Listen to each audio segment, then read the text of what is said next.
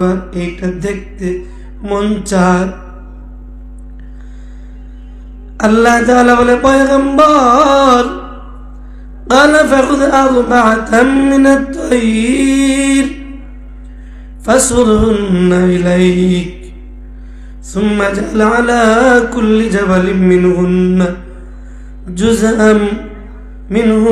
جزءا ثم ادعهن يأتينك سعيا।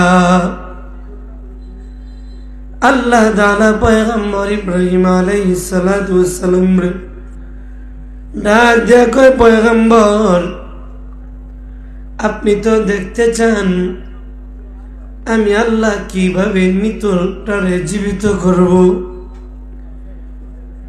একটা মানুষ মরে যাওয়ার পরে সাদা প্যাকেট বানাইয়া অন্ধকার কবরে তারে রাখার পরে পচে গলে নিঃশেষ হয়ে যাওয়ার পরে মানুষটা পচে গেল, গলে গেল, মাটির সাথে মিশে গেল। এরপরে আবার কিভাবে ওই মানুষটারে আমি আল্লাহ জীবন দিব, এই মানুষটারে কিভাবে আবার আমি আল্লাহ আমার সামনে দাঁড় করাবো। ও পয়গম্বর এই জিনিসটা যদি তুমি সচক্ষে দেখতে চাও, পয়গম্বর গো তুমি চারটা পাখি ধরো, চারটা পাখি ধরো, চার রঙের চার নামের চারটা পাখি ধরো, চার রকমের চারটা পাখি নিজের হাতে ধরো। পয়গম্বর বলে আল্লাহ ধরলাম। ও পয়গম্বর পাখিগুলির নিজের হাতে জবাই করো। জবাই করলাম। পয়গম্বর পাখিগুলি মরে গেল নি? বলে আল্লাহ পাখিগুলি মরে গেল। বলে পয়গম্বর মরে যাওয়া পাখিগুলি রে তুমি নিজের হাতে এক জায়গায় গুটনি দাও, এক জায়গায় একটা গাইলের মাঝে পালাও, পালায়া ফিনিশ করো, পাটার মাঝে পালাও, পালায়া একটারে ফিনিশ করো, একত্র করে দাও। চারটা পাখি রে একত্র করে দাও, একত্র একদম মরিচের মতো ফিসে ফেলো, পাটায় পালায়া পিষে ফেলো, চারটারে একত্র করে ফেলো। পয়গম্বর বলে আল্লাহ চারটা পাখিরে ধরলাম, দুইটা আমি জবাই করলাম, ফিনিশ করলাম, পাটায় পালায়া বাইটা লাইলাম, চারটা একত্র হয়ে গেল। বলে পয়গম্বর কোন পাখির কোন গোস্ত, কোন পাখির কোন ডানা, কোন পাখির কোন মাথা, এইটা কি কোনো চিহ্নিত আছে? বলে না না এইটার কোনো চিহ্ন নাই। বলে আল্লাহ একদম ফিনিশ করে লাইলাম, একদম শেষ করে লাইলাম। বলে আল্লাহ গো চার পাখির মাঝে কোনো চিহ্ন নাই, কোনটা ময়না, কোনটা টিয়া, কোনটা কাউয়া, কোনটা ময়ূর, কোনটা কোন পাখি তার কোনো আলামত নাই। আল্লাহ বলে পয়গম্বর এই চারটা আলামত নাই? বলে না না না চারটা আলামত নাই। আল্লাহ বলে পয়গম্বর ওই চার পাখির গোস্ত ধরে চারটা বন্টন করো। বলে আল্লাহ বন্টন করে নিলাম। আল্লাহ বলে পয়গম্বর ওই চার পাখির গোস্ত গুলিরে একত্র করো, একত্র কইরা বন্টন করো। বন্টন কইরা ওই পাখির গোস্ত গুলোরে যাও চারটা পাহাড়ের উপর লইয়া যাও। পয়গম্বর বলে আমি চারটা পাহাড়ের উপরে লইয়া গেলাম, চার পাহাড়ের উপরে চারটা টুকরারে রাইখা দিলাম, ফিনিশ করে লাইলাম। কোন পাখি কোনটার কোন গোস্ত, কোন ডানা, কোন ট্যাং, কোন পাখা, কিচ্ছুর আলামত নাই, কিচ্ছুর কোনো চিহ্ন নাই, নিঃশ্বাস কইরা লাইলাম। আল্লাহ বলে পয়গম্বর এক একটা পাখির নাম ধরে ধরে, এক একটা পাখির নাম ধরে ধরে তোমার দিকে ডাক দাও, তোমার দিকে ডাক দাও। আল্লাহ তাআলা বলে পয়গম্বর এক একটা পাখির নাম ধরে ধরে তুমি ডাক দাও, তুমি বাকিগুলিরে ডাক দাও। পয়গম্বর কাকের নাম ধরে ডাক দিল, টিয়া পাখির নাম ধরে ডাক দিল। যেই যেই পাখিগুলি নিয়েছিল প্রত্যেকটা পাখির নাম ধরে ধরে পয়গম্বর ডাক দেয়। আল্লাহ তাআলা জানায় দেয়, ও পৃথিবীর মানুষেরা লক্ষ্য করো, আমার দুস্থ পয়গম্বর ইব্রাহিম খলিলুল্লাহ যখন পাখিগুলির নাম লইয়া লইয়া ডাক দেয়, এক একটা পাখির নাম নেওয়ার সাথে সাথে যে পাখিটার নাম লয়, এই পাখিটার গুস্তগুলি, ডানাগুলি, পাখাগুলি, মগজগুলি, গুস্তর মাথাটা প্রত্যেকটা এক একটা অংশ, যেইটার অংশ যে জায়গায় আছে, আত্রা আত্রা হইয়া হইয়া সব অংশ একত্র হইয়া আবার আগের মতো পাখি হইয়া পয়গম্বর ইব্রাহিমের সামনে দাঁড়ায় গেছে। পয়গম্বর তো বলছিল, আল্লাহ আমার মনে বিশ্বাস আছে তুমি পারবা, এরপরও আমার ইমানটারে তাজা করার জন্য মন চায়, কিভাবে তুমি মৃতটারে জীবিত করবা এই জিনিসটা দেখার জন্য আমার মন চায়। আল্লাহ তুমি আমারে দেখাও। আল্লাহ তাআলা দেখার ব্যবস্থা করে দিল। ইব্রাহিম পয়গম্বর যখন চার পাখির গুস্তগুলিরে একত্র করে ফিনিশ করে চারটা পাহাড়ের আগায় যখন রেখে দিল, রাখার পরে পাখিগুলির নাম লইয়া লইয়া পয়গম্বর ইব্রাহিম যখন ডাক দেয়, আল্লাহ তাআলা জানায় দেয় পাখিগুলি সে তার আকৃতি ধারণ করিয়া নতুন পাখি হইয়া পয়গম্বরের সামনে পাখিগুলি পয়গম্বরের সামনে হাজির হয়ে গেল। পয়গম্বর ডাক দিয়া কয়, আল্লাহ তুমি যে মরার পরেও আমরা যারা তোমার আদালতে দাঁড়াবো, প্রত্যেকটা প্রাণীরে তোমার আদালতে দাঁড় করাইতে পারবা, এতে সন্দেহ নাই। আগেও সন্দেহ ছিল না, এখন তো আরো মনের ঈমান আরো বাইরে গেল। আল্লাহ তাআলা বলে, বান্দা কুল্লু নাফসিন যায়কাতুল মাউত, প্রত্যেকটা প্রাণী মৃত্যুর পেয়ালা পান করতেই হবে, প্রত্যেকটা প্রাণী মৃত্যুর দ্বারে দাঁড়াতেই হবে। মৃত্যু থেকে যতই পালানোর চেষ্টা করো না কেন, মৃত্যু দেখে কেউ পালাইতে পারবা না।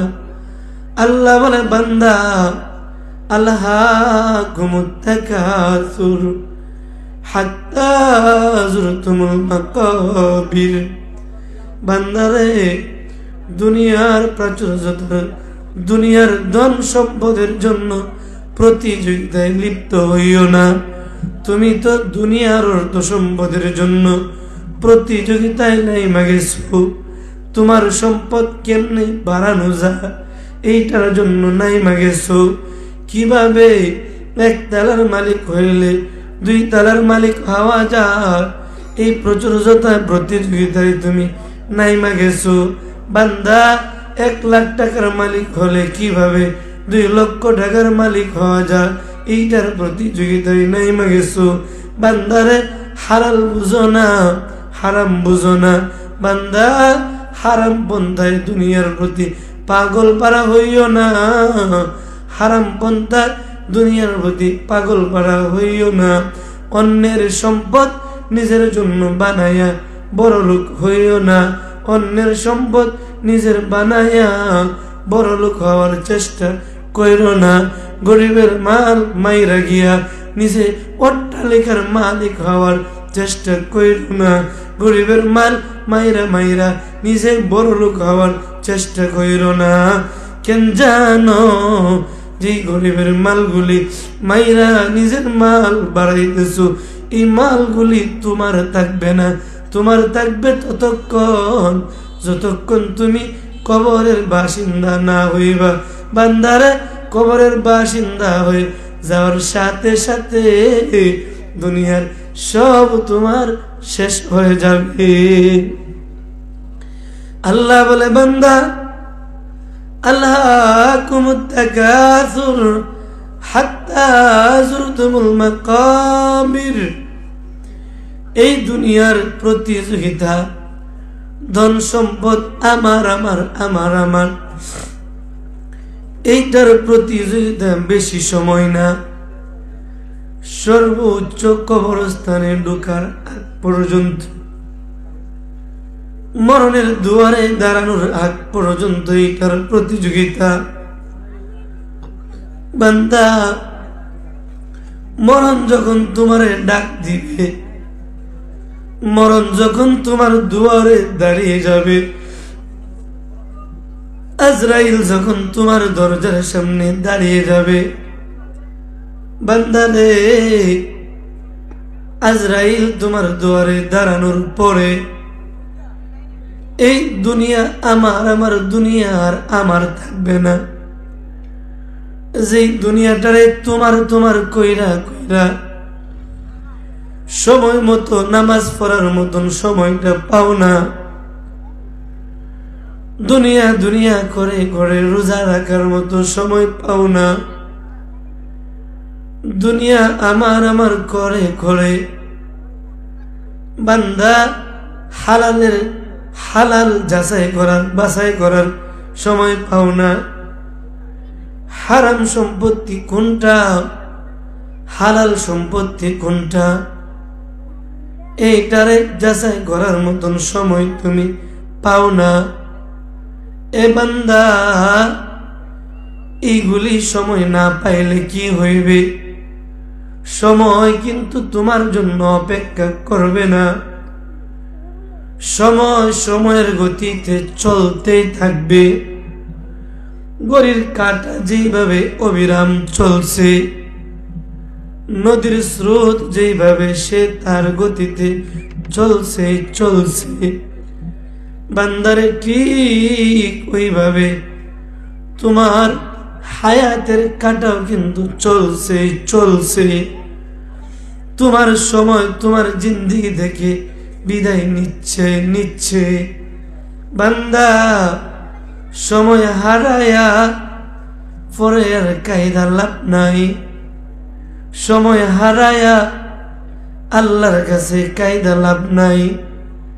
আপনারা যারা সামনে আছেন, আমার কথা বুঝে থাকলে বলুন তো, ওই যে মুরব্বী দাদা আমার পাশে বসাস, মুরব্বী যদি বলে আল্লাহ আবার যদি আমি 30 বছরের যুবক হইতে পারতাম, বলেন তো উনি যদি কাঁদে, কাঁদার কোনো লাভ কোনো হবে?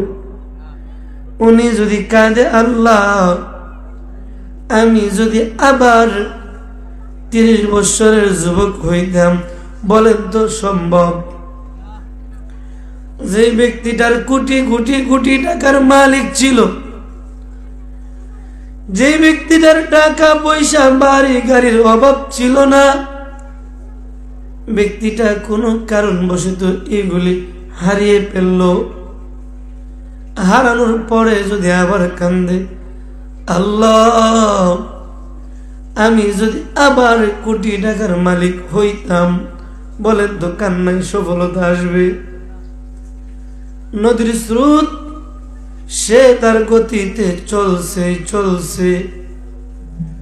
বলেন তো একজন যদি নদীর স্রোতের মাঝে দাঁড়ায়া বলে আল্লাহ নদীর স্রোতের মাঝে দাঁড়াইছি, যে জায়গায় দাঁড়াইছি এই জায়গায় যেন থাকি, স্রোত যেন বাইরে না যায়, বলেন তো এই আশা করে কোনো লাভবান হওয়া যাবে?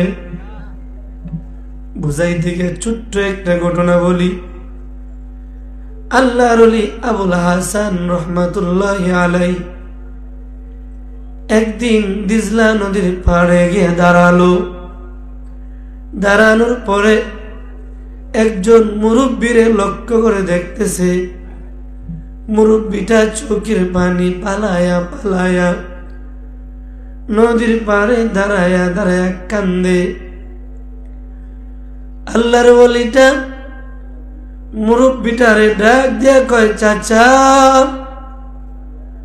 মুরব্বীটারে যেই মাত্র ডাক দিল চাচা, মুরব্বিটার কান্নাটা আরো বাইরে গেল।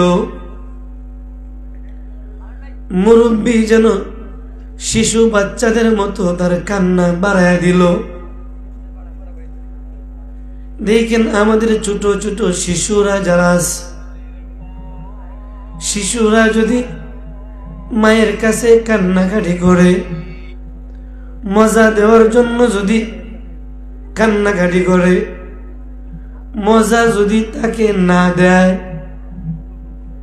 কিছুক্ষণ পরে যদি তার বাবা এসে ডাক দিয়ে কয় আব্বু কি হয়েছে,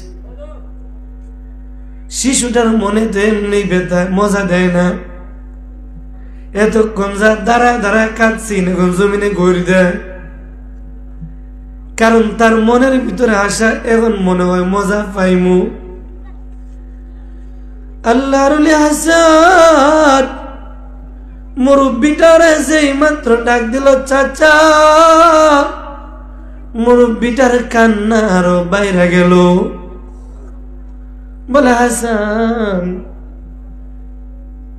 কেন আমারে ডাক দিলা, আমার কান্না কেন বাড়াইলা? হাসান ডাক দিয়া কয় চাচা, দিজলা নদীর পাড়ে দাঁড়ায় দাঁড়ায় কেন কাঁদেন? বলে হাসান আমি তো এই জন্যই কাঁদতেছি, আমি তো এই জন্যই কাঁদতেছি, আমি তো নদীর পানির মাঝে দাঁড়ায় দাঁড়ায় নদীর পানি থেকে অনেক কিছু আমি শিক্ষা নিচ্ছি। আমার কাদার কারণ হইল রে হাসান, আমার গায়ে যখন শক্তি ছিল, আমার যখন যৌবন ছিল, আমার বিবি আমারে ভালো পাইতো, ছেলে মেয়েরাও ভালো পাইতো, সমাজও আমারে ভালো পাইতো। দেখেন সমাজের অবস্থাটা হলো, যার যত ক্ষমতা আছে সমাজে, সুর বাটবার হইলো তার তত বেশি দাম আছে। যার টাকা আছে সমাজের মাঝে যদি জিনাকারী হয়, দর্শনকারী হয়, মদখোর গাঞ্জাখোর হয়, যদি সে অবৈধ টাকার মালিক হয়, কেউ কোনো সময় জিগায় না টাকা কই থেকে পাও, কোটি টাকার মালিক কেমনে হইতেছ, কেউ জিগায় না। ওর টাকা আছে, ওর চেয়ারটা আলাদা, টাকা আছে তো তার সম্মান আছে, টাকা নাই তো সম্মান নাই। বলে হাসান এক সময় আমার বাড়ি গাড়ির অভাব ছিল না, এক সময় আমার